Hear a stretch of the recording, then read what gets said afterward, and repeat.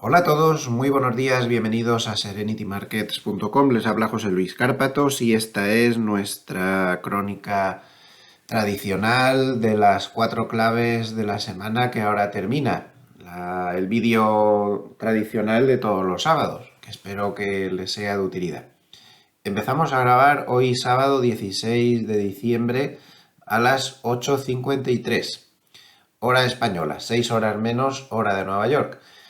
Y antes de empezar, pues quería comentarles que a pesar de que vengan ahora días navideños, el próximo sábado será 23, la víspera Nochebuena, el siguiente sábado el 30, los vídeos de los sábados, salvo enfermedad o nunca me haya puesto enfermo, pero como ahora sí, pues ya tengo que pensar en eso, ¿no? Pues a la enfermedad o algo de eso, tendremos vídeos todas las navidades, el 23, el 30 e incluso el sábado día de Reyes. Lo grabaré tempranito el día de Reyes para poder estar en lo que hay que estar el día de Reyes, que es con los regalos y con todas estas cosas. Así que habrá vídeos de los sábados todas las semanas, sin mayor problema. Bueno, espero que hayan estado bien toda la semana. Por mi parte, por lo que les dije la semana pasada, yo estoy ya recuperado del todo del dichoso COVID este. No sé lo largo que se ha hecho, pero bueno, yo no me siento ya cansado y nada de eso. Lo único, pues que no se me termina de ir la tosecita y la ronquera. Ya tengo bastante menos ronquera, como se puede ver, pero aún no estoy 100% la voz. Pero bueno, habrá que tener paciencia, pero por lo demás, pues yo me encuentro bien. Además, no hay mal que por bien no venga. Me ha venido bien el COVID porque me han hecho tantísimos análisis, tantísimos, que me he descubierto ya ahí algunas cosillas, que si triglicéridos un poco altos, que si tal cual. Y me ha venido bien porque me he puesto una nueva dieta, me estudia ahí un montón de cosas y voy a comer más sano. Estoy comiendo ya, más sano, a partir de ahora. Y espero que siga así indefinidamente. Así que no hay mal que por bien no venga. La verdad que cuando te pones a estudiar estas cosas, alimentación es muy importante y ahí podemos mejorar mucho la salud base. Aquí en casa pues todo bastante bien, incluso la parte canina esta semana han dado ahí unos complementos alimenticios con unas cosas y demás, y de esto del aceite de cáñamo que le dieron, y le está dando algo de resultado, ¿eh? Tiene rachas desesperantes, pero empieza a tener rachas más largas buenas, y eso que su enfermedad, pues es como la demencia senil de las personas, no tiene remedio, pero el pobrecito, pues yo creo que está otra vez bastante contento y nosotros también. Así que hasta la parte canina está bien. Todos los demás, pues todos bastante bien. Eh, esta semana me he enganchado una serie nueva. Estaba deseando poder contárselo. Es una serie antigua que está en Netflix. Bueno, antigua, no tan antigua. La última temporada será de hace un par de años o así, pero que no la había visto y la descubrí por ahí en las recomendaciones de una revista y me ha encantado. Se llama Anna, bueno, el título en Netflix que van a encontrar es Anna with E, o sea, en inglés literalmente pone Anna con E, aunque luego en la serie Anne con E pone el título de Netflix, aunque luego en la serie es Anna con A, lo que dice ella misma. Bueno, es una especie de historia basada en aquello del cuento este infantil de Ana de las Tejas Verdes, pero no es ningún cuento infantil, es un drama eh, para adultos. Está súper bien. Es una película de época del año 1896, y sobre todo yo necesitaba una serie de estas de sentimientos, de destacar las cosas buenas de la gente, también las malas, que también las destaca en la serie, pero ver un poco pues que al final lo que importa es esos valores que a mí siempre me han gustado, la familia y tus buenos amigos, y que eso es lo importante en la vida. Está súper bien, de verdad, la recomiendo carecidamente. Además, le mueve a uno el sentimiento y más de una lagrimilla y de dos acaba cayendo en la serie. Muy bonita. No se la pierdan. Por lo demás, pues estoy ahora unos días en España, he vuelto por las Navidades y todo eso, porque hay una parte de la familia que aún anda por aquí. Y bueno, ya saben que yo soy muy navideño y esto pues es importante. Y he de decirles que seguimos con las viejas costumbres. Aún no he cerrado la casa esta, cerraré dentro de unos meses, me tengo que estar yendo y viniendo y bueno, una serie de cosas. Me la cerraré dentro de un tiempo, definitivamente, pero siguen las viejas costumbres, los de arriba siguen igual. Ayer a las 5:30 de la mañana los señoritos estaban con ganas de limpiar la casa a las 5:30 de la mañana. La madre que los parió, y perdónenme por la expresión, un tanto así, fuerte, ¿eh? Pero qué barbaridad, por el amor de Dios. En fin, ya para lo que estoy aquí, bueno, tampoco pasa nada. Y bueno, y dentro de poco ya no, definitivamente, pues ya digo que, en fin, ¿qué vamos a hacer? Bueno, un poquito de propaganda antes de empezar. Por un lado, comentar lo que estoy comentando las últimas semanas, que estamos con el programa abierto de la preparación para el examen oficial reconocido por la CNMV, cumplimiento de MiFID II para convertirse en asesor financiero internacional. Saben que es obligatorio tener un título para poder ejercer como asesor, gestor y demás. Y lo que estamos es preparando el examen para que nuestros alumnos pues, puedan aprobar el examen oficial que se hace aparte y puedan salir. Lo digo porque el curso está solamente como en un veintitantos por ciento y aún se puede reenganchar. Además ahora está parado por vacaciones de Navidad hasta después de Reyes, por lo tanto es un buen momento para engancharse y poderse preparar el examen. Y como siempre, recordarles también que si pinchan en gloversia.com, pues ahí tienen todos los teléfonos para contactar con nosotros. Ya saben que soy socio de Gloversia y además director de inversiones. Este es en el mundo del asesoramiento mi proyecto de vida. Definitivo, estoy encantadísimo. Y bueno, pues ahí tienen todas las cosas que hacemos y demás. Si pinchan aquí donde pone Cárpatos, además, se pueden suscribir a una newsletter que tenemos informando un poco de todos los productos que tenemos y todas las cosas que hacemos, les puede venir bien. Y bueno, pues ya saben que tenemos dos SICAVs. Esta multimercados equilibrada se está reconvirtiendo en una SICAV. Esto va a ser muy pionero en España. Estamos a punto de empezar, falta que nos den el banderazo de salida, que puede ser de un día para el otro. Se va a reconvertir en una SICAV que va a basar su estrategia en estrategias en opciones. Esto es como muy pionero. Y esta Gloversia Dinámica se queda como un fondo SICAV, como lo queramos llamar, tradicional. Y bueno, pues en lo que va de año está ganando 7,45%. Y recordar que el año pasado, que fue tan mal, pues ganó un 2 y pico por ciento igual. También les quisiera recordar que seguimos con la inscripción abierta ya en plan cuentas asesoradas individuales de los clientes, cosa que también hacemos, igual que también hacemos negocios inmobiliarios. Bueno, pues en las cuentas asesoradas seguimos con nuestros dos programas de opciones, estrategias exclusivamente en opciones abiertos, lo llamamos opciones 1 y opciones 2. Pues que la verdad es que está teniendo bastante éxito y recuerden que tenemos un volumen limitado, no podemos meternos más allá de ese volumen porque nos arrastraríamos el mercado con las entradas que hacemos y más el mercado de opciones, que determinados strikes pues no son a lo mejor tan líquidos, así que pues aprovechen si están interesados con los dos programas que son muy interesantes. Y sí que quisiera hacer una puntualización. Bueno, primero, en lo que va de mes de diciembre pues van los dos bastante bien, alrededor del 4% de ganancia, más o menos, que para 15 días que va de mes, pues está súper bien. Además, si nos vamos, por ejemplo, a la estrategia 1, que aquí tienen el backtesting, a partir de marzo está ya en real, y lo que va desde marzo, o sea, sin contar enero y febrero, estaría en un más 36% en este momento, ya con dinero real, con los clientes dentro. La 2 ahora la comentaba. Entonces, quisiera contar una cosa. Mucha gente nos pregunta, ¿estas estrategias de opciones están totalmente unidas a lo que hace el mercado? O sea, si el mercado va bien, esto irá bien, si el mercado va mal, esto va mal, porque se basan en el S&P 500, para nada.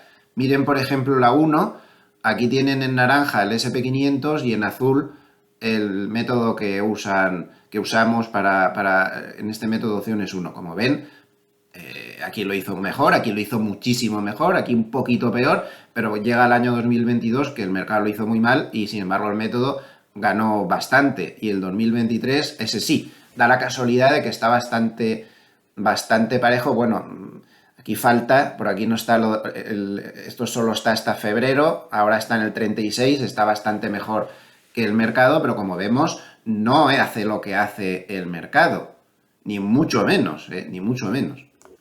Y en la 2 pues lo mismo, el 17 ganó más, el 18 que fue un año perdedor ganó bastante, en el 2019 pues ganó más que el mercado, 2020-2021 igual, aquí fue bastante parejo, en el 2022 que fue un año muy malo, bien es cierto que bajó su rentabilidad habitual, pero conservó un 4,74% y el 2023 pues lo ha estado haciendo todo el año mejor que el mercado, o sea que en esta quizá en la 2 va a tener un poquito más de parecido, pero no sé, el 2018 fue malo y sin embargo acabó con un 29 y el 2022 fue malo y acabó con un 4,74. O sea que la correlación no es tanto y si se combinan las dos además, la correlación es prácticamente nula, entre comillas, y sobre todo los drawdowns se bajan una barbaridad. No me cansaré de repetir esto, el que puede hacer las dos estrategias a la vez mejor, porque los drawdowns se bajan muchísimo, son estrategias agresivas con drawdown altos y al juntar las dos se baja muchísimo ese drawdown. Nos vamos al mercado. Lo primero, nuestro modelo teórico de lo que puede pasar con el SP500, siempre recuerdo lo mismo. Bueno, no, lo primero, antes de empezar, recuerden que nada de lo que voy a decir a partir de ahora son recomendaciones. Está terminantemente prohibido por ley dar recomendaciones a cualquiera que no sean mis clientes. En segundo lugar, recordar que podría tener conflictos de intereses, dado que profesionalmente me dedico al asesoramiento con clientes y con vehículos de inversión. Y en tercer lugar, tal y como indica la ley, notificar que no percibo absolutamente nada de nadie por este vídeo. Nadie me paga por decir una opinión, ni nadie me paga por hablar de determinada estrategia, que solo lo digo a título formativo, título informativo de lo que yo personalmente pues creo que hay que hacer. Bueno, dicho esto, nos vamos al SP500 contado. Vamos a buscarlo porque este es el futuro. Ayer hubo vencimiento. Esto es un hecho muy importante. Pero bueno, primero vamos a ver la previsión. Bueno, pues la previsión sigue la misma, salvo, vamos a añadir un pequeño matiz. El primer objetivo ya está prácticamente alcanzado, era este máximo anterior, los máximos históricos anteriores. 4.820 o por ahí. Bueno, lo más normal es que llegue a acercarse por completo y este es el primer objetivo. El escenario que manejamos más posible sería, bueno, que llegue ahí, esto está claro que o llega, es que prácticamente ha llegado, que se mueva hasta enero por lo menos entre esto y esto como mucho. No vemos posibilidades de que pueda pasar del 5.000. 4.800, 5.000 debería o podría ser el techo del rally por el momento, que no está nada mal, no está nada mal precisamente, para proceder a tener un estancamiento, para tener posteriormente una corrección cuando el mercado descubra, lo que yo sigo sin cambiar de teoría, que no hay aterrizaje suave como todo el mundo descuenta ya prácticamente, sino un aterrizaje bastante más duro.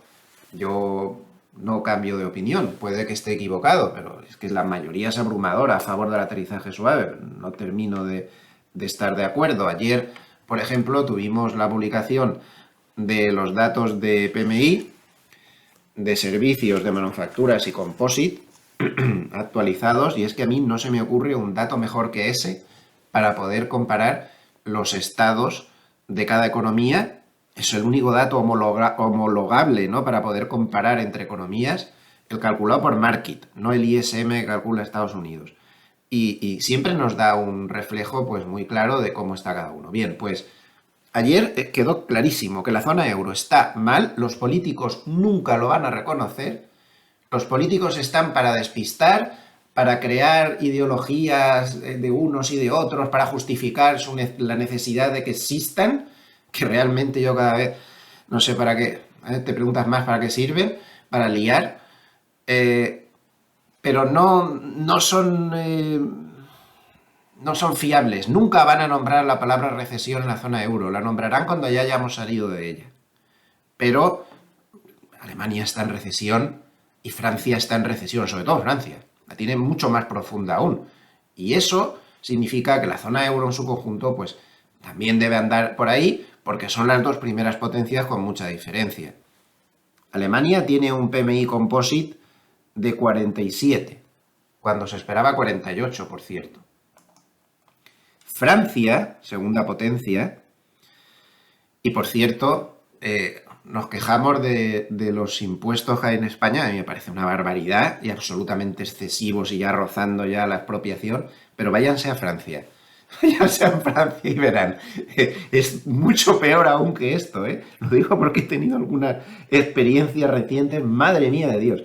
Bueno, Francia, incisos aparte, tiene un PMI composite de 43,7. Perdón, la zona euro es el que tiene 47, que he dicho mal, no el de Alemania. Tiene 47 cuando se esperaba 48. El de Alemania es 46,7 y el de Francia 43,7.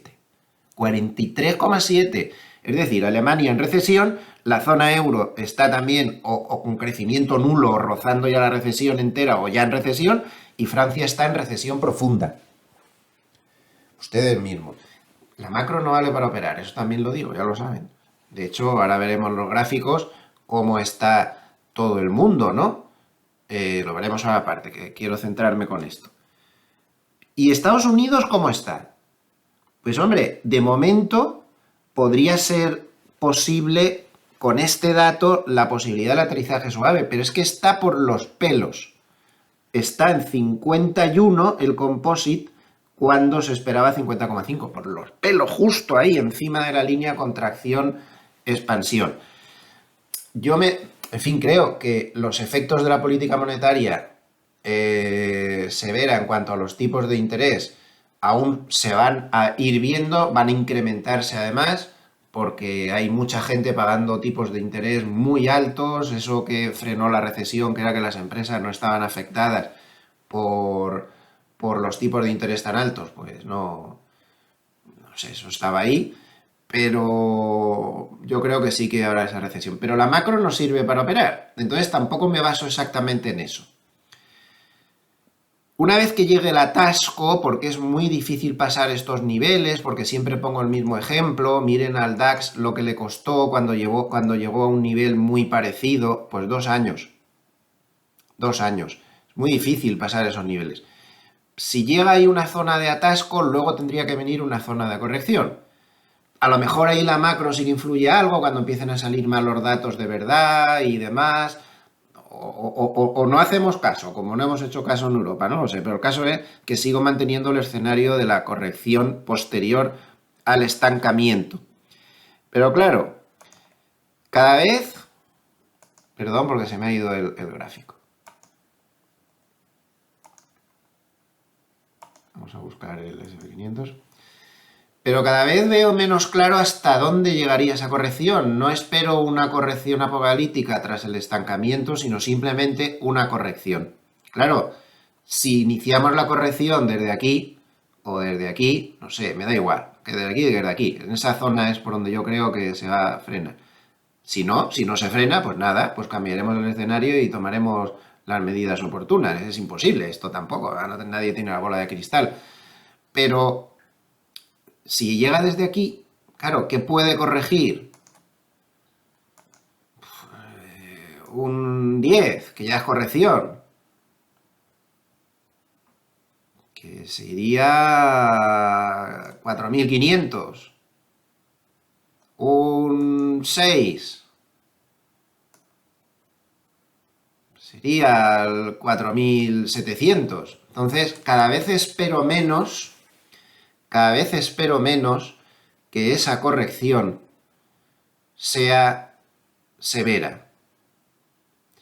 Y ya a partir de ahí prefiero no hacer pronósticos. Lo normal es que luego volviera a subir para finales de año, pero tengo que ser fiel a mis ideas y creo que hacer pronósticos a tan largo plazo es absolutamente absurdo. Otro factor que cada vez me lleva a pensar que esa corrección intermedia podría ser no muy severa y una cosa bastante normalita es que estamos en año electoral. Y viendo lo que ha pasado esta semana con la Reserva Federal, que huele un poco a ceder a presiones políticas, no lo sé, pero un poquito sí que huele, me da a mí que el hecho de que sea año electoral puede pesar muchísimo. Entonces, pues bueno, pues de momento tendencia alcista, una tendencia alcista que ahora viene con muchísima más amplitud, ahora sí que sí, va con mucha más amplitud, una tendencia alcista que según los cuantitativos tiene mucho respaldo detrás, que según hemos ido viendo durante toda la semana con los datos de Goldman, han entrado los fondos solo largos, ahora sí, que nunca habían entrado, aquí casi no entraron los fondos solo largos en toda esta subida de aquí. Ahora sí, bueno, y mil cosas más que podríamos decir, como por ejemplo que no debe estar esto tan sobrecomprado, ¿no? Cuando los hedge funds miren cómo están, siguen cortos. Se están comiendo toda la subida, frita con patatas. Siguen cortos. Tampoco creo que nos podamos olvidar, además de que es año electoral, de esto que cita aquí Reuters muy acertadamente. Les he dejado aquí por si quieren poner el enlace ustedes mismos. Si quieren parar el vídeo, es que es muy largo. Ahí termina. Y ahí empieza, ¿vale? Pues si lo quieren ver ustedes mismos. Un tesoro de efectivo de 6 billones de dólares podría impulsar más ganancias de las acciones estadounidenses a medida que la Fed pivota, es decir, que deja ya de subir tipos. Pues tienen razón, es que hay 6 billones de dólares en mercados monetarios. 6 billones de dólares. No es muy probable que eso se vaya todo otra vez a mercados de riesgo. No es eso lo que pasa históricamente, pero es que solamente con que se vaya de los 6 billones, 1 billón o 2, ya estamos hablando de una fortuna que puede entrar en el mercado y se van calmando las cosas. La reflexión que se hace Reuters, pues es interesante. El inesperado giro moderado de la Reserva Federal el miércoles, de la cual ahora hablaremos, pues puede provocar que si los costes de endeudamiento caen en 2024, pues es probable que los rendimientos caigan con ellos y esto podría empujar a algunos inversores a invertir efectivo en acciones y otras inversiones de riesgo. Mientras que otros pues, se apresurarían a asegurar, a comprar rápidamente bonos a más largo plazo para asegurarse un rendimiento alto. Nosotros ya saben que tenemos mucha cartera en la SICAV dinámica tenemos mucha cartera de bonos a cupones altos precisamente por esto, para asegurarnos esos cupones altos cuando ahora empiece esto a bajar. Bueno, pues esto es lo que nos dice Reuters y es otro factor más pues, que tenemos que tener en cuenta. Al final, por terminar con las previsiones, con la hipótesis de trabajo, cada día tengo más claro que esto empieza a ser una regla de 3 muy sencilla. Ya lo comentamos ampliamente en el vídeo de la semana pasada. Inyectan liquidez los bancos centrales, la bolsa sube, dejan de inyectar, la bolsa baja o se estanca. Punto. Hemos mostrado montones de gráficos que lo demuestran. Es la única función macroeconómica que está funcionando aquí. Por eso me resisto a creer que por mucho dato macro malo que salga a partir de ahora, que saldrá, me parece a mí, me resisto a creer que teniendo en cuenta que la Reserva Federal ha cambiado su visión y ahora dice que sí que va a bajar los tipos de interés, que el mercado, en cuanto vea que eso empieza a pasar, de verdad vaya a dar problemas. Es que empiezo a dudarlo cada vez más, porque es que el mercado se ha convertido en casi en una regla de 3 de una cosa con la otra. Bueno, es mucho más complicado, pero en esencia es eso. Si es que estamos hartos de mostrarlo, la semana pasada lo mostramos. Cada vez que empiezan las inyecciones de liquidez el mercado sube. Y recuerden, el domingo pasado colgué un vídeo sobre los repos inversos que les recomiendo ver si no lo han visto. El domingo día 10 está en el canal en la sección de píldoras de Cárpatos. En ese vídeo mostraba cómo hay una clave que está inyectando otra vez liquidez, que es el vaciamiento de la cuenta de repos inversos. Miren una de las cosas, a ver, que se oía mi voz en el vídeo, que he quitado el volumen. Bueno, pues miren lo que decía 0Gs, que lo ponía yo aquí en el vídeo.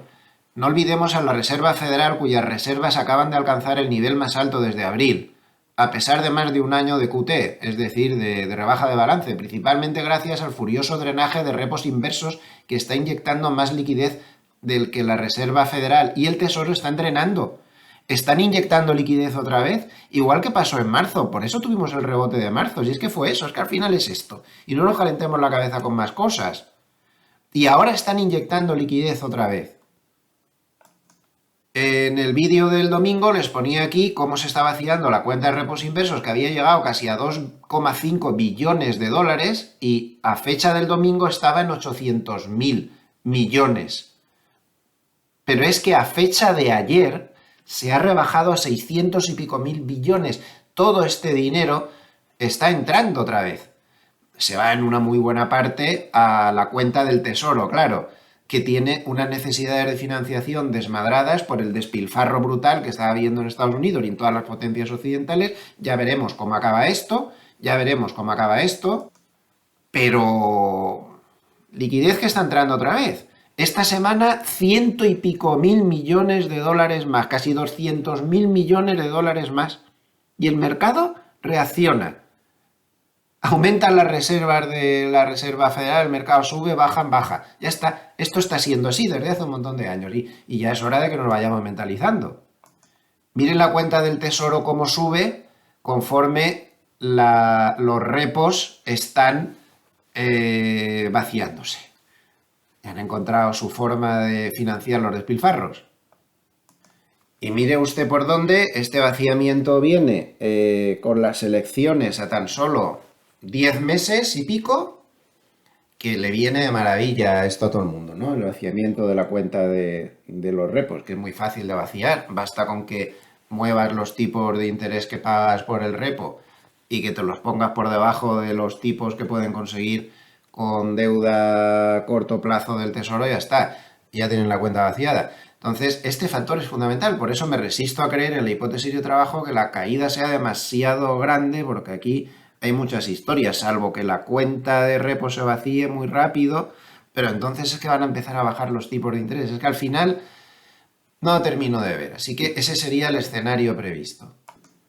La clave de la semana, sin ningún género de duda, ha sido el hecho de que se han reunido todos los grandes bancos centrales. Falta el Banco de Japón, que se reunirá el lunes, pero las especulaciones sobre todo eso de que el Banco de Japón iba a cambiar de política monetaria se han desvanecido. De hecho, fíjense durante la semana el fuerte descenso que ha tenido el dólar frente al yen, que está luchando contra la media de 200, pero no es la caída. La caída de la semana anterior fue la que marcó la pauta y ahora más o menos se ha quedado por ahí. Lo que pasa es que el dólar está débil contra todo el mundo por razones que ahora veremos. Se debe a la actuación de los bancos centrales. Pero se han desvanecido las hipótesis porque el propio Banco de Japón lo dijo, que no veía el momento para endurecer su política. Además, no tiene ningún sentido porque durante la semana hemos visto un Producto Interior Bruto de Japón de menos 0,7 y hemos visto unos PMIs ayer de Japón también en zona de contracción. Así que eso no tiene sentido. Pero la clave fue cuando apareció la Reserva Federal. Sorpresa. Aunque están muy divididos, porque según los diagramas de puntitos, esta chorrada monumental que tanto les gusta, pues hay 11 que creen que los tipos van a bajar más en 2024 de lo que se pensaba hasta ahora, pero hay 8 que piensan lo contrario. Y ayer vimos a uno, por ejemplo, a Williams, que este fue el responsable de que la bolsa acabara relativamente cerca de mínimos y que los bonos americanos a 10 años frenaran un poco el ímpetu. Williams dijo todo lo contrario de Powell. Dijo que sí que se podían subir los tipos aún, que eso de bajar tipos que ya veríamos, que la inflación estaba alta. Pero bueno, es la opinión de un miembro de la Reserva Federal. Lo que importa es lo que pasó con Powell.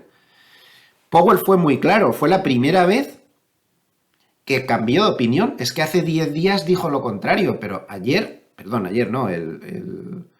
el miércoles, cambió de opinión radicalmente. Dejó caer frasecitas como estamos en el pico de los tipos de interés, como sobre todo cuando reconoció, la clave fue cuando reconoció que se había hablado de un calendario de bajada de tipos en la reunión.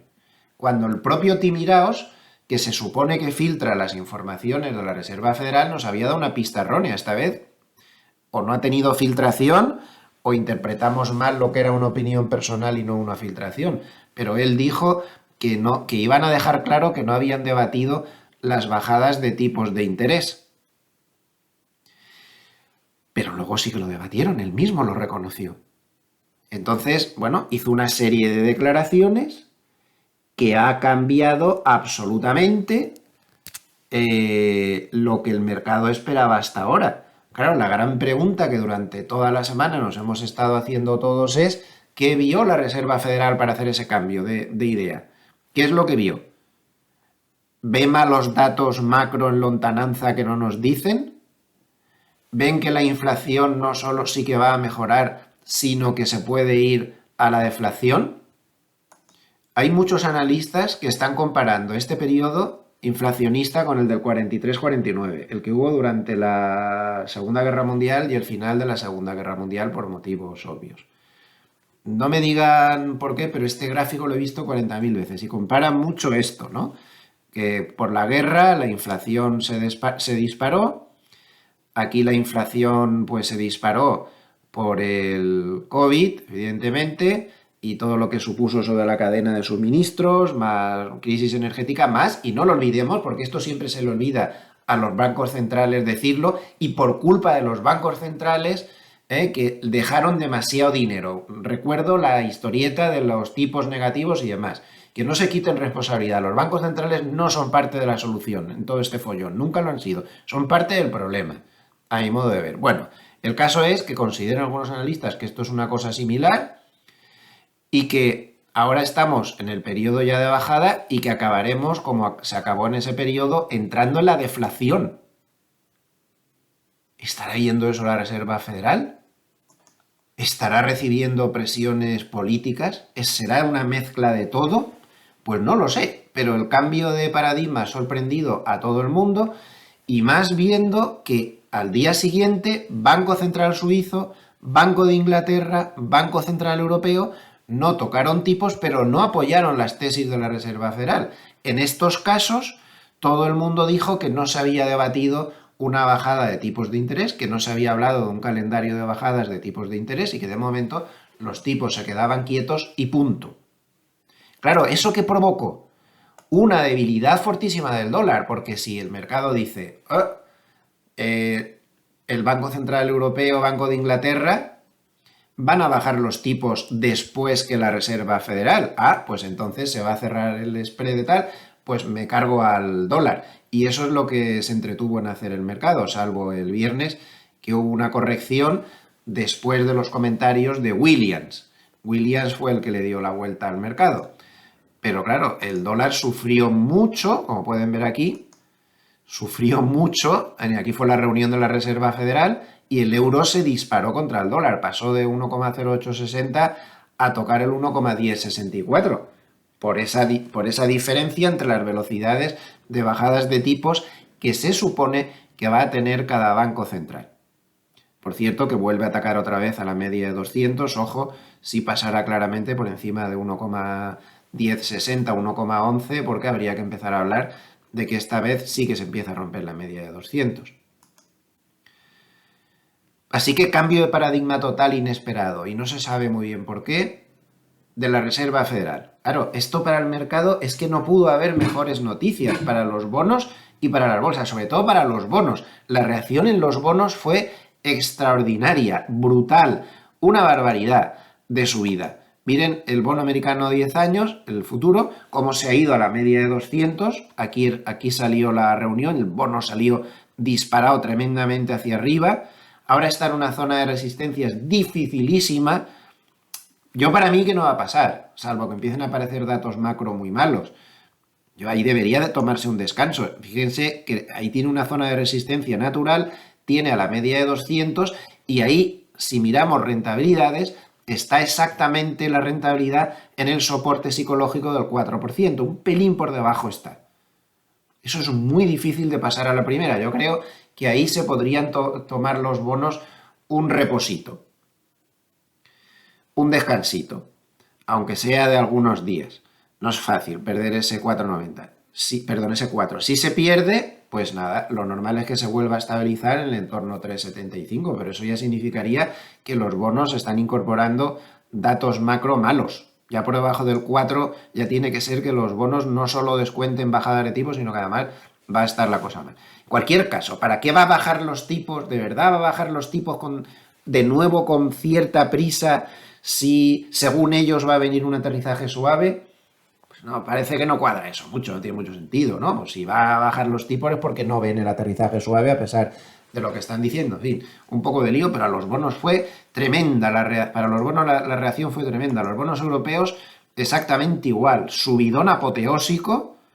Bueno, se veía venir también que los bonos iban a hacer esto, lo hemos comentado muchas veces, que parecían las estrellas del futuro, los activos estrella del futuro, y pues al final, pues ahí tenemos la reacción, ¿no? Claro, es que este cambio súbito de la Reserva Federal pues ha sido absolutamente decisivo. Y lo curioso es que los hedge funds siguen cortos de bonos. Y no por poco precisamente, son muy cortos de bonos. Estos se están comiendo, o la verdad es que los hedge funds últimamente se están convirtiendo en un indicador contrario casi, porque se están comiendo otra posición en contra. En el S&P 500 se están perdiendo hasta los calzoncillos, pero en los bonos está siendo peor aún, con unos cortos un tanto absurdos, porque es que esto se veía venir. Total, que con este cambio de la Reserva Federal, los futuros sobre fondos federales, miren lo que están descontando. Lo que están descontando es que para la próxima reunión del 31 de enero, 86% de que van a mantener tipos, pero para marzo ya se está descontando ampliamente que se puede bajar tipos. Para marzo ya, para marzo. Y en mayo se da por hecho. En mayo se da por hecho. Descuento es muy intenso. Estas son las nuevas previsiones que ha dado la Reserva Federal. Como se me ha salido del marco, esto es 2023, 2024, 2025, 2026. Entonces, para, por ejemplo, el PC Index, ya saben que ellos no miran tanto el IPC para controlar la inflación, sino sobre todo miran este en concreto, la subyacente del PCE, que es un dato inflacionista que se calcula, que se deduce de la cifra de ingresos y gastos personales. Bueno, pues para el 2023 tienen un 3,2, muy por debajo de lo que habían previsto en septiembre, que fue el 3,7, ahora pronostican un 3,2. Para el año 2024 creen que este indicador estaría en 2,4, ya bastante cerca de su objetivo del 2, en 2025 2,2 y en 2026 2. Pero fíjense además también que ellos hacen una previsión de paro que no es terrible. 3,8 para el 2023, que es más o menos donde está ahora, 4,1 en el 2024, a ver, es una subida del paro, pues es una cosa que tampoco es tan grave, ni tan terrible, ni tan tremebunda, ¿no? Entonces, el mercado dice, si me acaban de soltar que me van a bajar los tipos de interés y sus previsiones de paro son apenas un poco más alto que las actuales, ¿esto qué quiere decir? Que aunque el empleo no empeore, que es lo que parecía que se exigía hasta ahora, aunque el empleo no empeore, aunque los datos macro no empeoren gravemente, de previsiones de PIB sí que tienen más bajas, pero aún están con un 1,4 para el 2024, 1,8 2025, en fin. Entonces el mercado dice, pues aunque no empeoren demasiado los datos macro, aunque el empleo no termine de empeorar, pues esta gente me va a bajar los tipos de interés igual. Del único factor que va a depender es de la inflación. Mientras la inflación siga bien, esta gente me va a bajar los tipos de interés. Por lo tanto, el mercado ha entendido que la Reserva Federal le está certificando una economía a ricitos de oro. Lo ideal para las bolsas, no puede haber mejor que le bajen los tipos de interés por un lado y que la economía no empeore demasiado. Es perfecto el panorama. Otra cosa es que esto sea realista, pero de momento es perfecto. Yo solo cambiaría mi hipótesis de trabajo alcista lateral alcista si la inflación empezara a empeorar mucho más de lo previsto y se viera que la Reserva Federal cambia de nuevo de opinión y amenaza claramente y no de boquilla con subir los tipos de interés. Un nuevo ciclo de subida de tipos de interés yo pasaría a muy bajista o a extremadamente bajista. Porque el mercado es que solo depende de eso hoy en día. Mientras no sea así, y eso no parece muy probable, mientras se siga viendo bajadas de tipos de interés, es que es muy difícil poder tener un concepto, incluso en las correcciones, excesivamente bajista porque el mercado es como es en la actualidad. Claro, ves cosas, miren cómo va el crédito bancario, esto para la economía es letal, todo esto va a seguir haciendo daño, estas cosas posiblemente las está viendo la Reserva Federal para tomar la decisión que ha tomado. Podemos ver también la oferta monetaria, cómo está en negativo, está muy pocas veces en zonas tan, no, muy pocas veces, no, nunca había estado en zonas tan bajas. El índice de precios a la producción está deflacionista. Hay que recordar que esta crisis inflacionista empezó precisamente ahí, cuando la cadena de suministros colapsó y los precios de producción se dispararon brutalmente. Bueno, pues todo eso se ha arreglado. Claro, ahora la inflación le cuesta, va lenta, bajando, es normal, pero también tenemos un hecho matemático que creo que es decisivo y es el retraso con el que está incorporando el dato de IPC los precios de la vivienda. Los precios de la vivienda ya están cayendo en interanual poco a poco, de un 8 y pico, de más 8 y pico que aportaban, están aportando un más 6 y pico por ahí, pero eso tiene que caer muchísimo más porque va matemáticamente con un retraso enorme. Entonces, el precio de la vivienda en el IPC, que es lo que más pesa, va a seguir bajando, incluso aunque los precios que ellos toman como referencia empiecen a subir, da igual, eso va con tanto retraso, va con un retraso de casi un año, que va a estar muchos meses cayendo sin parar. Y eso va a ir moderando el IPC, aunque sea un poco un juego matemático de malabares. Sigamos con más claves de la semana. Cada vez le estoy dando más importancia a seguir a los analistas cuantitativos porque en un mercado tan extraño como el que se está convirtiendo cada día más en una realidad estable ya, un mercado que depende de la liquidez de los bancos centrales y de las cosas que pasan por ahí detrás en los mercados de opciones, los cuantitativos cada vez tienen un grado de acierto mayor. Yo la verdad es que estoy encantado por seguirlos. Hemos tenido vencimiento de derivados. Los cuantitativos nos advierten, cuando un vencimiento de derivados pasa, se destruyen todas las posiciones que había en el vencimiento actual en los mercados de opciones y entonces los operadores tardan aproximadamente 48 horas en reconstruir las posiciones. Por lo tanto, se abre una ventana de volatilidad el lunes y el martes, no mucho más allá. Ya cerca del cierre del martes la ventana de volatilidad se cierra, en la cual el mercado se puede mover muchísimo más fácil de lo normal, al alza o a la baja. Se abre una ventana de volatilidad en cualquier dirección. Eso está claro. Si el mercado no se mueve demasiado lunes o martes, luego va a ser muy difícil que lo haga y volverá al tono habitual de un mercado de gama positiva, es decir, un mercado poco reactivo que tiende a volver al mismo punto enseguida. Si se cae, se compra y si se vende, se sube. Tiende a ser muy estable. Pero ahora tenemos esa ventana. Luego, los cuantitativos nos advierten que la estructura de subida ha sido sólida. Ojo. La estructura de subida ha sido sólida. Incluso uno de los mejores cuantitativos, como es McElligott, en su nota de ayer mismo, volvió a repetir que no ve prácticamente posibilidades de caídas importantes en lo que queda de año, importantes, no caídas pequeñas, de caídas importantes e incluso tampoco las ve en enero, porque considera que las estructuras que se ven en los mercados de opciones son estructuras más bien que lo que pueden anticipar es un crash up más que un crash down, es decir, un crash al alza, él lo llama así, un crash al alza, es decir, que el mercado suba más de lo que todo el mundo se espera, lo hace como comparando con el crash down, que sería pues una caída a la vieja usanza. Entonces los cuantitativos nos advierten de todo esto. ¿Cómo queda al cierre del viernes a la espera de que se terminen de reconstruir las posiciones y demás? Pues según Spot Gamma tenemos como punto clave el 4700, ahí había una cantidad de call y de put impresionante. El spot cerró aquí en 4719, un poquito por encima. Ahí tenemos el muro de call, es decir, si sigue escapándose del 4700, pues se va a encontrar con el 4800, que lo ha llegado a tener cerca, pero podría pasar incluso, y yo llamo mucho la atención sobre la construcción de posiciones que hay a la altura del 5000. Nivel que igual hay que empezar a valorar pronto.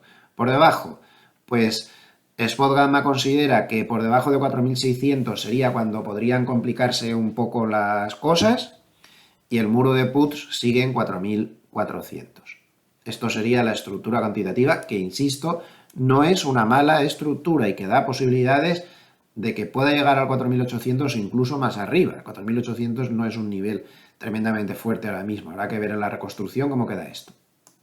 No sé si recuerdan que hace unas fechas les puse un gráfico de Bank of America en el cual, pasamos al aspecto técnico, por cierto, que no lo he dicho, un gráfico de Bank of America en el cual se veía que habían detectado en el SP500 una figura que ellos llaman de taza con asa, como esta que ven aquí, que podría ser una especie de sopera a la vieja usanza con asa.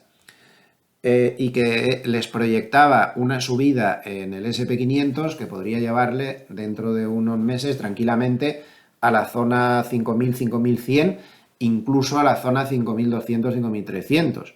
Bueno, pues ahora han publicado algo parecido del sector tecnológico del SP500. Vamos a verlo.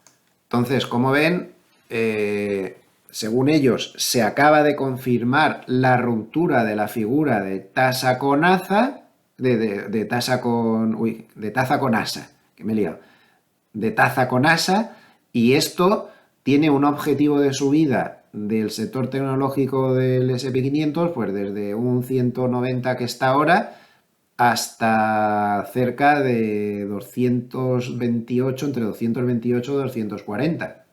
Y eso no es poco precisamente, es un 20% o más desde los niveles actuales, cuidado, es un 20% más desde los niveles actuales, y el sector tecnológico en el SP500 es un sector muy predominante, muy predominante. Fíjense cómo destacan ellos también como la media de 40, que es la que usan ellos, que es la línea azul, la media de 200 sigue siendo ascendente, y desde el punto de vista técnico está todo ok.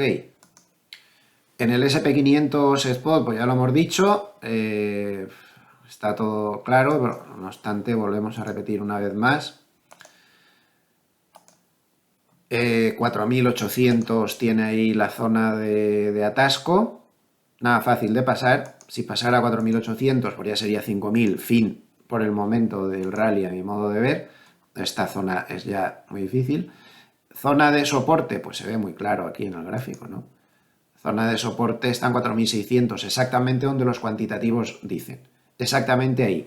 Ahí está el pico anterior, más o menos por ahí anda el Kijun, y la estructura es muy alcista, y yo no me voy a preocupar demasiado mientras no se active la señal de alarma habitual, que es que el RSI dé dos velas por debajo de 60. Por ejemplo, en esta subida de aquí, ahí cuando ya dio 2 velas, pues empezó a ponerse la cosa fea. En esta subida de aquí Perdón, quería decir esta de aquí de marzo, pues como ven, hubo aquí alguna señal falsa que otra, pero al final, en la gran subida final, que fue toda esta de aquí advirtió muy bien justo donde les decía antes, ¿no? Entonces, ahí es donde yo me voy a preocupar. Vamos a verlo en gráfico de semanas. Bueno, pues en gráfico de semanas está clarísimo.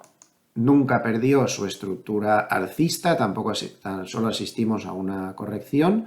Está a punto de llegar a esta zona de máximos históricos y está dando el RSI señales claras de fortaleza, moviéndose por encima de 60. Y les digo lo mismo, esto se estropearía a nivel semanal si empezara a moverse por debajo de 60 un par de semanas. De momento, niveles de soporte cercanos están lejísimos. Aquí en semanas, soportes sólidos están en 4.400 a la altura del Kijun. Está por encima de la nube Ichimoku. Está completamente alcista. Lo único que le puede frenar es esta resistencia de aquí. El Nasdaq en semanas completamente alcista, también rompiendo este pico anterior. Por lo tanto, el futuro, estoy hablando del futuro, podría llegar hasta esta zona de aquí arriba. Los soportes lejos, el RSI por encima de 60, todo perfecto. Es que los mercados son claramente alcistas y no se debe ir contra la tendencia. Europa es la que me parece más interesante. Atención al DAX. Está ahí en zona de máximos históricos, en zona de atasco desde el año 2021. Está en el momento crítico. O se la come y se vuelve pues a la zona del 15.300 o una cosa así, o rompe y esto va a ser un festival alcista de proporciones increíbles. De momento en semanal solo ha hecho un arañazo.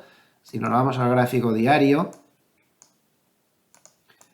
ha intentado pasar por encima, pero ha realizado un pullback inmediatamente hacia la zona de soportes. Si no se aleja mucho de esta zona de soportes y rompe el máximo en 17.200, ojo, porque podría estar rompiendo una resistencia de 3 años. De 3 años. Si ya se mete por debajo, intento nulo y había que empezar a contar otro intento de escapada. Soporte en el Kijun a la altura del 16.560, más o menos.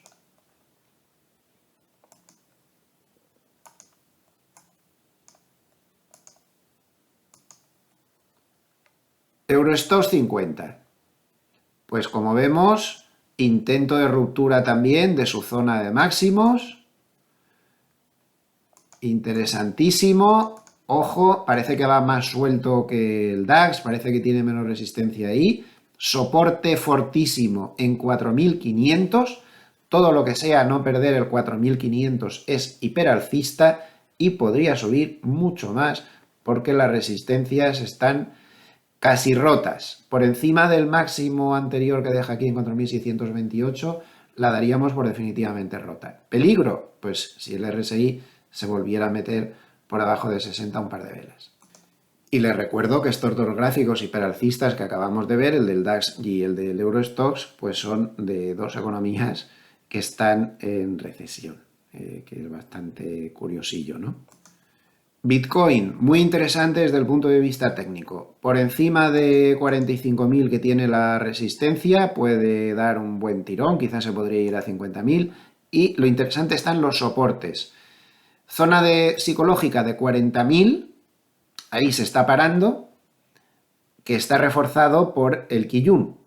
Perder el 40.000 sí que pondría esto ya un poco feo. Además, el RSI está dando señales de auxilio. No llegaba a tener dos velas claramente fuera del RSI, tuvo una, la segunda se volvió a meter encima, ahora está otra vez igual. Está muy justo. Si perdiera el 40.000 puede corregir bastante. Mientras no lo pierda, sigue muy alcista. Y otro de los protagonistas indudables de la semana pues es el petróleo. El petróleo tiene unas implicaciones para el resto de la economía absolutamente extraordinarias. No estaríamos hablando de esa Reserva Federal tan calmada y diciendo que va a bajar tipos si en lugar de estar el petróleo a 71 estuviera a 130. Eso se lo aseguro.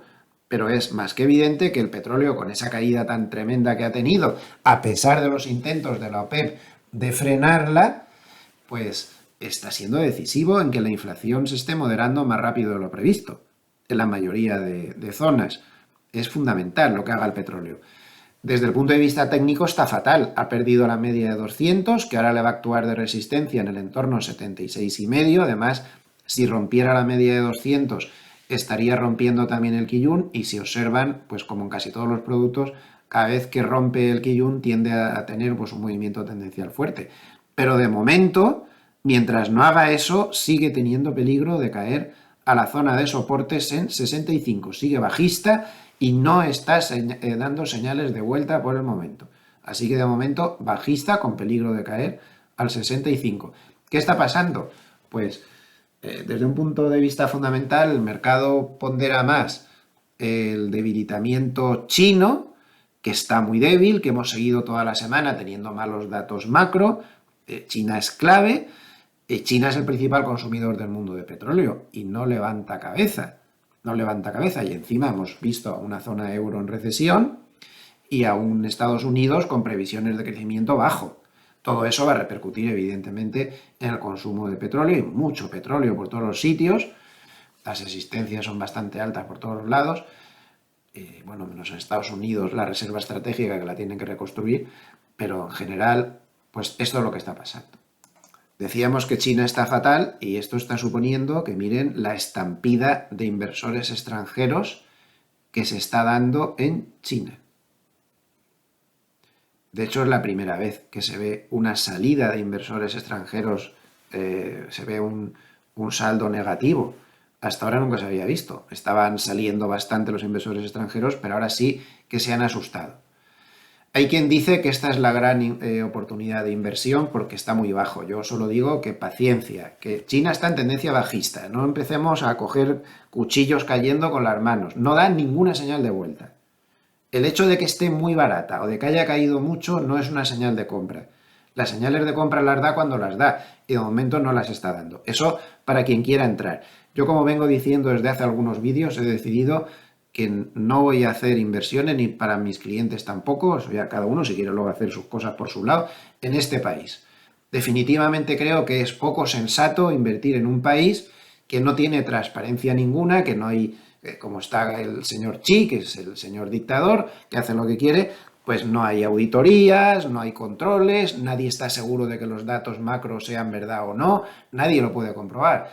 Entonces, no me parece sensato invertir aquí. Es una idea que me vino de repente hace unas semanas y creo que no voy a cambiar. Pero bueno, cada uno, como insisto, esto no son recomendaciones, esto son mis ideas y lo que a mí me parece, pero yo invertir en un sitio así, luego que nadie se queje si te aparece el señor Xi con no sé qué película o con que se inventa no sé qué o con que pasa no sé cuántas y te encuentras con un disgusto. Vaya usted a saber. Es que nadie sabe lo que pasa ahí dentro. La dictadura que hay en ese país es absolutamente hermética. Entonces, a mí eso me parece un factor que deberíamos tener en cuenta.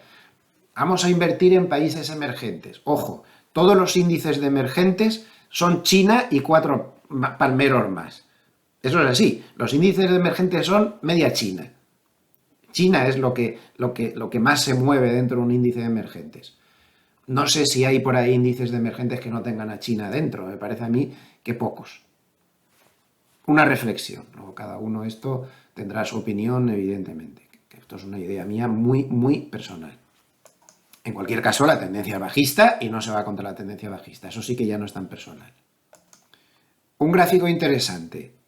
Miren cómo los 7 magníficos se lo comen todo. Los 7 magníficos, es decir, Apple, Microsoft, Alphabet o Google, Amazon, Nvidia, Tesla, Meta, tienen más capitalización bursátil que los mercados de Canadá, Francia, China, Reino Unido y Japón juntos. Son los 7 valores, impresionante. Aquí, en este tabla en concreto, lo que dice es la ponderación que tienen en el índice mundial MSCI. Pues bueno, es lo mismo, al final la idea es la misma. Tienen más ponderación en el índice estos 7 valores que estos 5 mercados juntos. Un comentario que me ha sorprendido bastante durante la semana es de Wilson, el analista estrella de Morgan Stanley. Ya saben que Wilson junto con Kolanovic de una manera más extrema, Wilson de una manera más moderada, pues han sido los 2 analistas estrellas que más bajistas se han mostrado, a pesar de que la tendencia bajista pues hace mucho que terminó en Estados Unidos. Pero me ha llamado mucho la atención que Morgan Stanley o Wilson, que tenían una tendencia bajista clara, están empezando a cambiar, no tanto que empiecen a cambiar o no, porque eso cada uno tiene sus ideas, sino por qué está empezando a cambiar. Fíjense, con alrededor de 800.000 millones que permanecen en la facilidad del repo inverso, ya no es así. A cierre de ayer ya había bajado a 600 y pico mil millones, como he comentado antes. No sé si tengo la cifra exacta por aquí en mis notas. momento.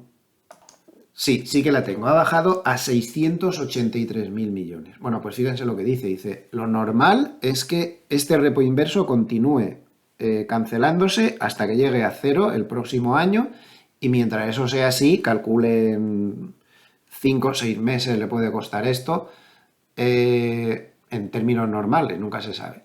Pues que podría continuar para ser un soporte conjuntamente para el tesoro y para los activos, como las acciones y otras cosas. Entonces aquí muestra como pueden ver aquí debajo un incremento claro de la liquidez neta.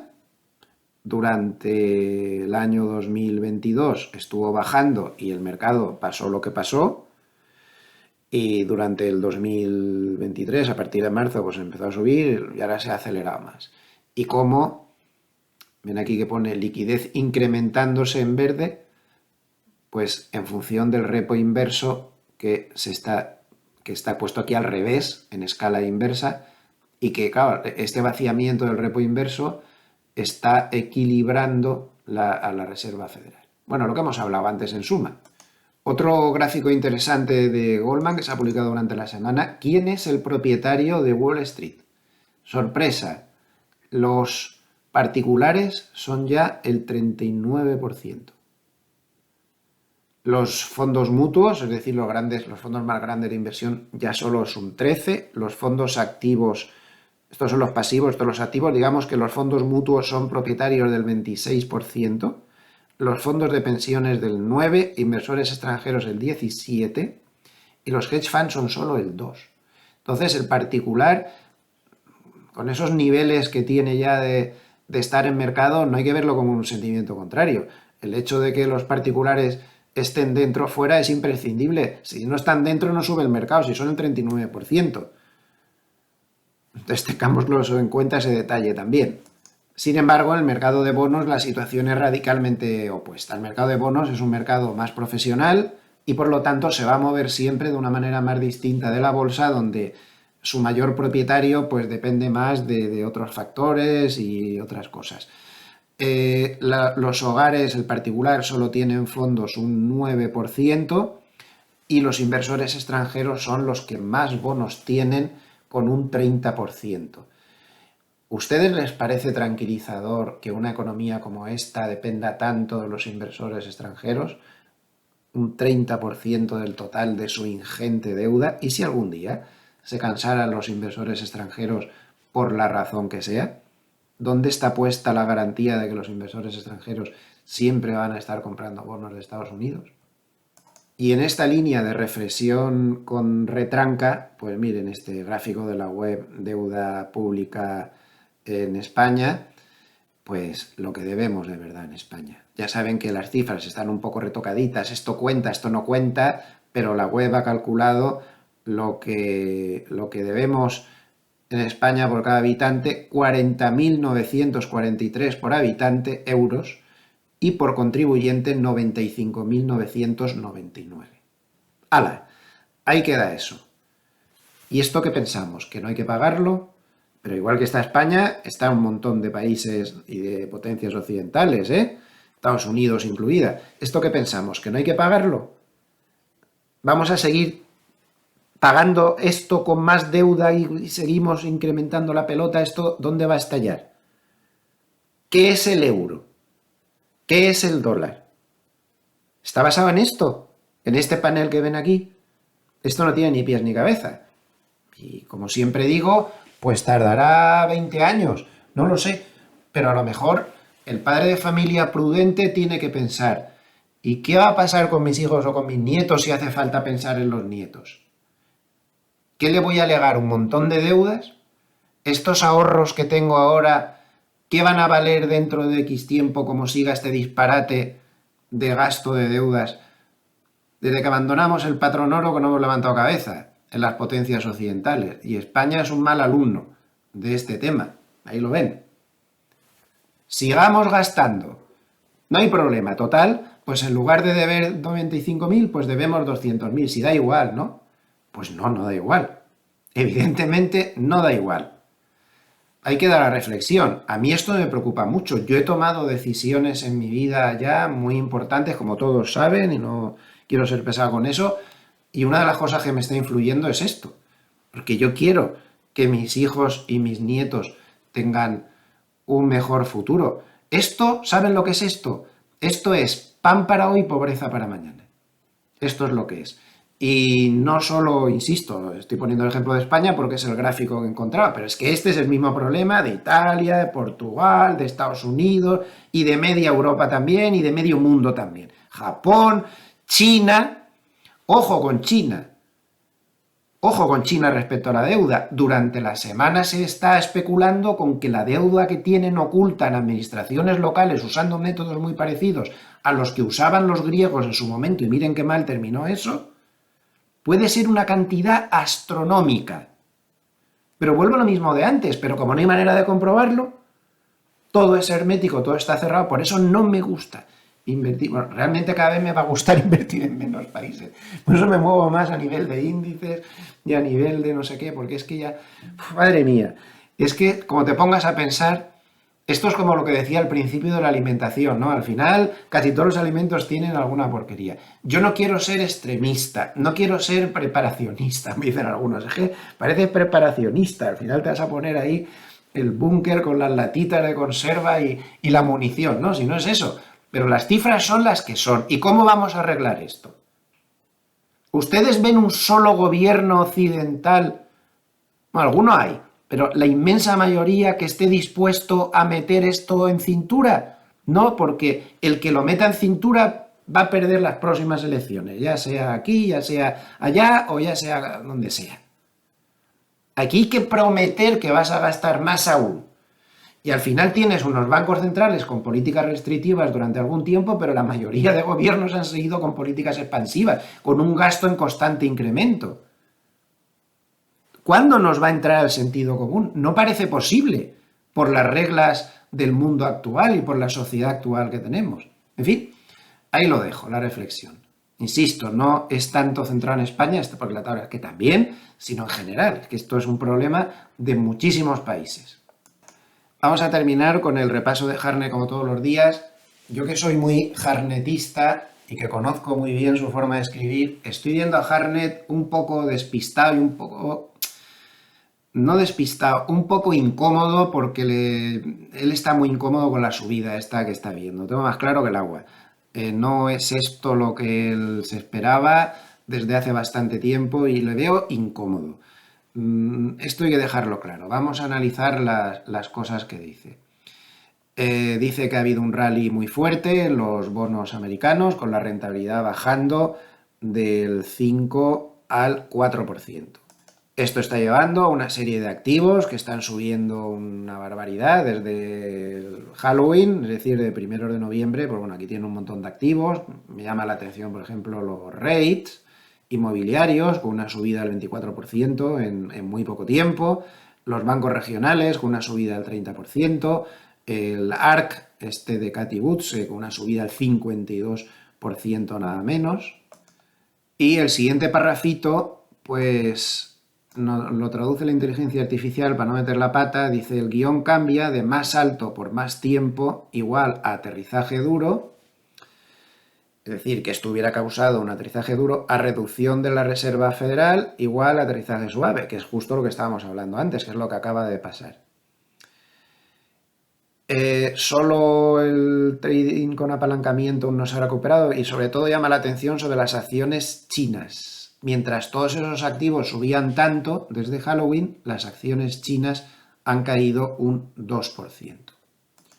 Y ahora empiezan las bajadas de tipos de interés. Comenta que su banco, Bank of America, pues está proyectando 152 bajadas de tipos de interés, contando todos los principales bancos centrales del mundo, en el 2024.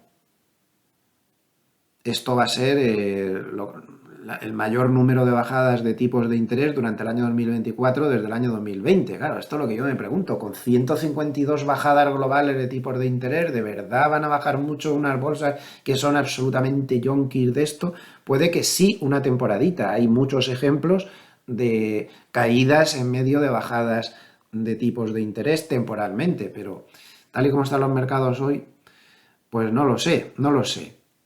Dice que los mercados están empezando a descontar incluso 150 puntos básicos de caída de la Reserva Federal en el 2024 y que de hecho la primera bajada podría ser en la reunión del 20 de marzo. Bueno, aquí 65 días de trading desde aquí, o sea que eso está muy cerca. Son solo 65 días operativos. Y él cree que hay tres posibilidades, pues aterrizaje suave y tipos de interés alrededor del 4%, dice entonces que el apalancamiento es el ganador, dice que si la Reserva Federal empieza a bajar tipos y hay aterrizaje duro, además, yo para mí esta es la hipótesis más probable, los tipos de interés bajarían al 3%. Esto va a ser así, ¿eh? Esto sí que yo creo que aquí Hartnett acierta de pleno. Como el mercado empiece a ver que va a haber aterrizaje duro, el gran ganador van a ser los mercados de bonos, porque se va a meter una caída del 4 al 3 y ahí hay mucho dinero que ganar también.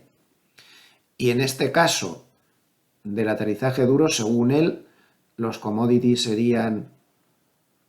No, perdón, en este caso serían los bonos los ganadores, si se produce este caso de que hay aterrizaje duro y tal. Yo creo que este es el más probable y por lo tanto los bonos podrían ser los ganadores.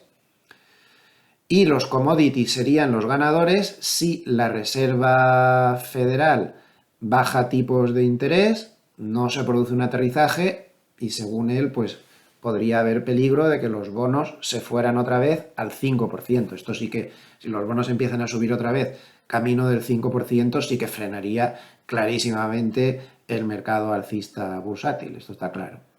Llama la atención sobre un factor bastante raro y es que solo en 5 ocasiones en los últimos 90 años la Reserva Federal empezó a bajar tipos cuando la subyacente del IPC, que ahora está en el 4%, era más alta que la tasa de paro.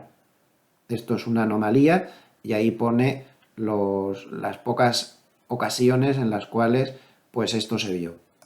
Ojo a su indicador Bull and Bear porque está en 4,7, está ya completamente neutral. Ya está con tonos rojizos incluso. O sea, ahora mismo esta no es una buena zona de compra inicial. Sí puede ser una zona de mantener los largos a ver qué pasa, pero no es una buena compra a estas alturas según este indicador.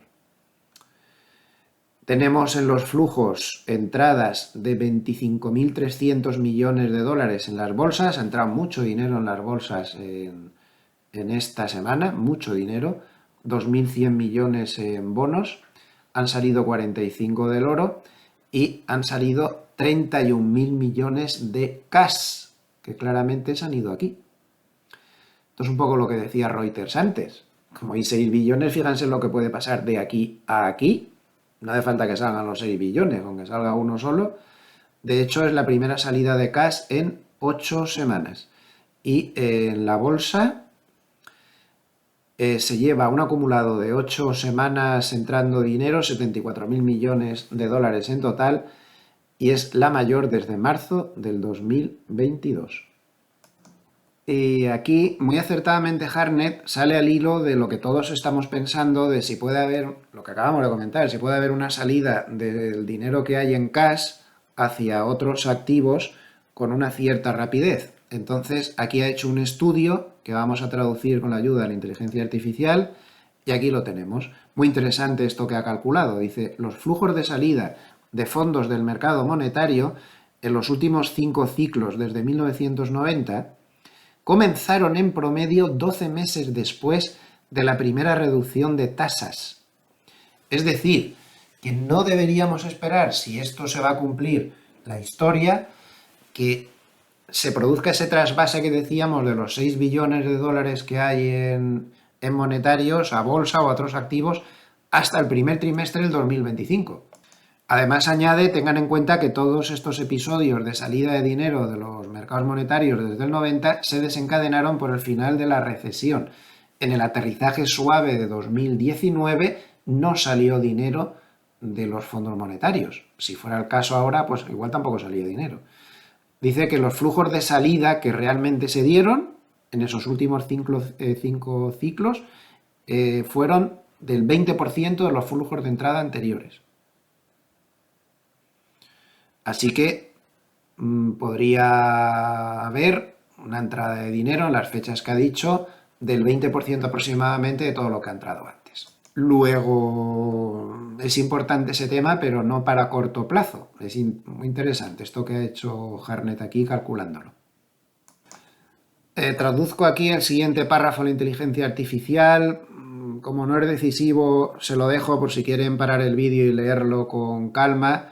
Me voy a quedar con esto que dice aquí. Él cree que las dos hipótesis más probables es A, que una inflación más alta revele el fracaso de la Reserva Federal. Él cree que eso aún es posible. O B, que un aterrizaje duro revelado por rendimientos más bajos y spread más altos, menor apalancamiento cíclico. Yo me quedo más con la hipótesis B. Creo que eso es lo más probable que pase. Y aquí en el último párrafo tiene la única cuestión de estrategia que dice en todo el paper de hoy. Así que lo vamos a traducir con la inteligencia artificial. Dice que él tiene bonos, tiene oro, dice que tiene arrendada amplitud, bueno, está invirtiendo también en amplitud y comenta, dice, ya que el aterrizaje suave está sobrevalorado. O sea, él insiste, aquí hay que leer muy entre líneas, yo ya le digo que le veo muy incómodo y lo suelta cada vez más entre líneas. Él cree que el aterrizaje suave no se va a dar, que está muy sobrevalorado y por lo tanto cree que lo más interesante pues son la triple B que él dice, porque amplitud es con B en inglés. Y sigue.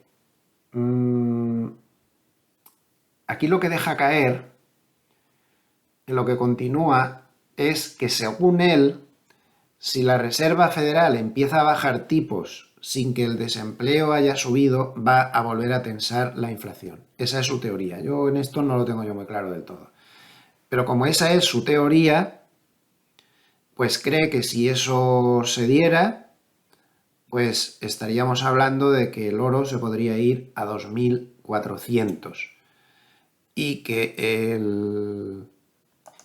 el dólar podría tener, que habría caído previamente bastante, podría tener una recuperación. Lo digo un poco con cierta reticencia porque hoy es demasiado espeso para mí. O sea, o es que estoy yo, el que está espeso soy yo hoy, o es que él es el que está muy espeso hoy.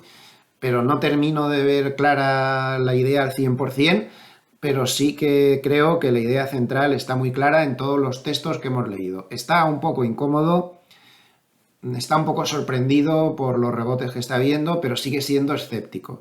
Entonces piensa que aquí van a pasar dos cosas. Una, o que haya un aterrizaje duro y entonces todas las cosas van a cambiar, o bien que no se dé ese aterrizaje duro, que la Reserva Federal empiece a bajar los tipos antes de tiempo y que esto provoque un rebrote de la inflación que entonces haría daño a los mercados.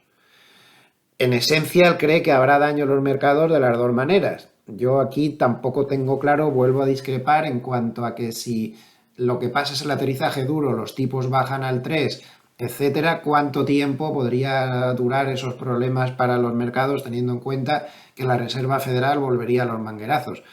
Complejo el tema, pero bueno, ahí lo dejo. Bueno, y destacar que se me había olvidado, intentando centrar las ideas, que según él, en el pivot del año 74, lo que pasó fue que subieron mucho los REITs inmobiliarios, las pequeñas compañías y el value, dejando caer que podría ser eso lo que más subiera si se da su hipótesis de que se dispara la inflación porque los tipos bajan antes de tiempo, si no lo estoy entendiendo mal. Aquí en este gráfico número 12 tienen cómo se comportó en esa fecha que acaba de decir. Ahí ven cómo los inmobiliarios fueron los que más subieron, una barbaridad. Como las pequeñas compañías también subieron muchísimo, el value también. En fin, ahí lo tienen todo.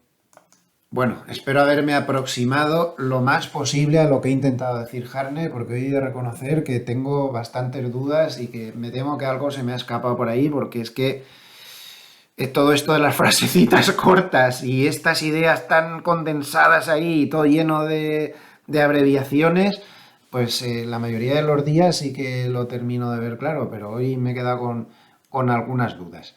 Bueno, tienen todos los datos. Si les ha gustado este vídeo, les agradecería mucho un like o que se suscriban al canal si aún no lo han hecho. A nivel de vídeos personales, les espero mañana, domingo. Mañana, en lugar del vídeo de reflexión, vamos a tener un vídeo bastante interesante donde vamos a hablar de coberturas, cómo realizar coberturas en este momento en que por la fortaleza alcista que tiene el mercado, pues las coberturas están muy baratas y puede ser un momento ideal pues, para hacer coberturas a medio o largo plazo y estar tranquilo. Mañana lo vamos a ver en un vídeo bastante interesante que estamos realizando. Aparte de eso, pues nos vemos el lunes sobre las 8:30 hora española, 2:30 de la madrugada hora de Nueva York, para ver cómo viene la apertura de la próxima semana. Muchísimas gracias a todos los amables escuchantes por estar ahí. Les deseo que pasen un muy buen fin de semana. Les deseo muy feliz Navidad. Estamos ya en las Navidades subyacentes. Desde el 1 de octubre que estamos con esto, qué gusto da celebrar las Navidades, qué bonito. Semana que viene el sorteo de la lotería, todas estas cosas tan tradicionales. Que descansen, nos vemos pronto. Nos vemos mañana domingo. Hasta pronto.